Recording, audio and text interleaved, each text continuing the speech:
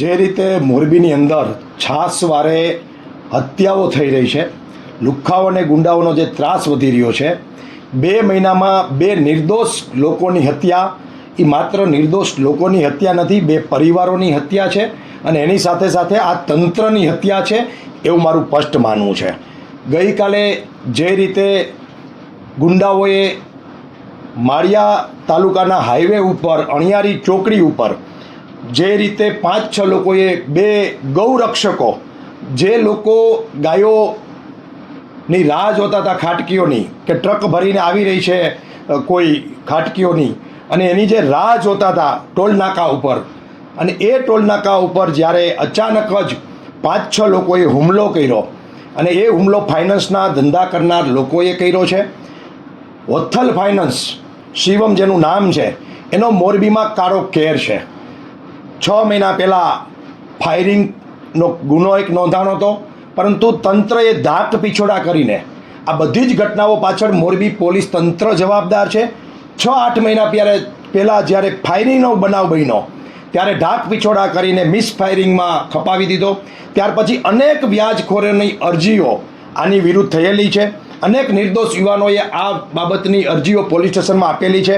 સાથે સાથે એક પરિવારે તો આના વિરુદ્ધ વ્યાજખોરીની ફરિયાદ પણ કરેલી છે. એ સિવાય હમણાં એક દલિત પરિવાર ઉપર પણ એમને હત્યાનો હુમલો કરેલો હતો વિશીપરામાં. એ સિવાય અનેક હુમલાઓ એ કરે છે. એ કોઈ પણને ફોન કરીને કહે છે કે મારા વ્યાજના પૈસા આપી દેજે. એ 10%, 20%, 25%, 50% સુધીની વ્યાજખોરીનો ધંધો કરે છે. જો પૈસા ના આપે એટલે એને સીધું જ કે તારા પીછવાડા ઉપર અમે સીધી છરી મારશું. મને પોલીસની બીક નથી. પોલીસને મારી વિનંતી છે કે એનું આઈડી ચેક કરી લેજો. પોતે કરેલા ગુના ન્યૂઝ અને ન્યૂઝપેપરના વિડીયો પોતાના ઇન્સ્ટા અને ફેસબુક ઉપર મૂકે છે. પોલીસનો કોઈ ડર નથી. એ ખુલ્લે આમ 5-7 ગાડી કાળા કાચવાળી લઈ અને નીકળે છે. મોરબીની અંદર વત્થલ ફાઇનાન્સનો કારો કેર છે. એવા સમયે કોઈ ચૂંચા બોલવા તૈયાર નથી. અને કાલે જે 2 મિત્રો ઉપર જીવલેણ હુમલો કર્યો એમાં એક યુવાનની હત્યા થઈ ગઈ છે, અનિલ કંડિયાની, અને બીજો જે યુવાન છે એ વિવેક અઘારા ઘાયલ છે.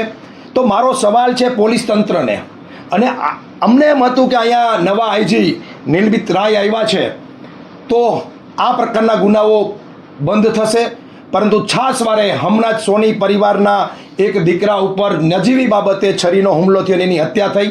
આજે પણ આ ગૌરક્ષકની હત્યા થઈ છે રાત્રે 2 વાગે. તો આ મોરબીનો ક્રાઇમ ક્યાં જઈ રહ્યો છે? મોરબીની અંદર ગુંડાગીરી મારા ધારાસભ્ય કહી રહ્યા છે કે હનુમાન દાડો એક જ દાડો. તો મારો સવાલ છે, એ બીમાર હતા, ઓપરેશન કરીને આવ્યા છે. મેં નક્કી કર્યું હતું કે કોઈ ટીકા ટિપ્પણી પર્સનલી કાંતિભાઈ અમૃતિયા પર કરવી નથી, પણ આજે કરવી પડે છે. કારણ કે માત્ર વાતો કરવાની, માત્ર લોકોને ભ્રમિત કરવાના, માત્ર ને માત્ર ફાંકા ફોજદારી કરવાની અને સત્ય જમીન ઉપર કંઈક અલગ છે.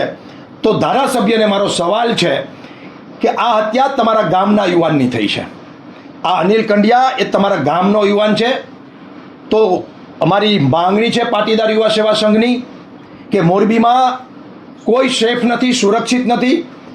અનેક લોકો ઉપર છરીના હુમલાઓ થઈ રહ્યા છે, હત્યાઓ થઈ રહી છે. મોરબીનો નાગરિક સુરક્ષિત નથી, બેન દીકરીઓ સુરક્ષિત નથી.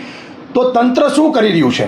અમારી માંગણી છે કે ધંધુકામાં જે રીતે ધર્મેશ ગમારા ભરવાડ યુવાનની હત્યા થઈ અને 24 કલાકમાં તંત્ર જે એલર્ટ થયું, અને જે રીતે હર્ષભાઈ સંઘવી વાતો કરે છે દાદાની સરકાર છે અને એક્શન લેવાના, એ જ એક્શન 24 કલાકની અંદર અહીંયા અનિલના હત્યારા અને વિવેકને જેને મર્ડર કરવાની કોશિશ કરી છે એવા યુવાનો ઉપર જે હત્યાનો પ્રયાસ થયો છે અને હત્યા થઈ છે, એના એફઆઈઆર પણ થઈ ગઈ છે. 6 આરોપીઓના નામ પણ આવી ગયા છે.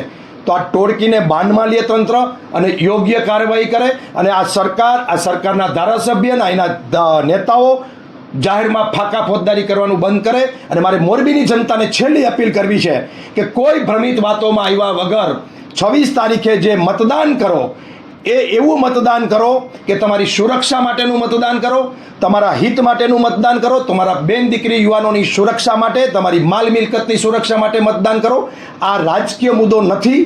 આમ છતાં પણ જે રીતે મોરબીની અંદર છાસવારે હનુમાનજી મહારાજ એક જ દાદા, બીજા કોઈ દાદા નહીં, આવા સૂત્રો ચાલે છે, એના ગાલ ઉપર અને પોલીસ તંત્રના ગાલ ઉપર આ હત્યા છે ને તમાચો છે.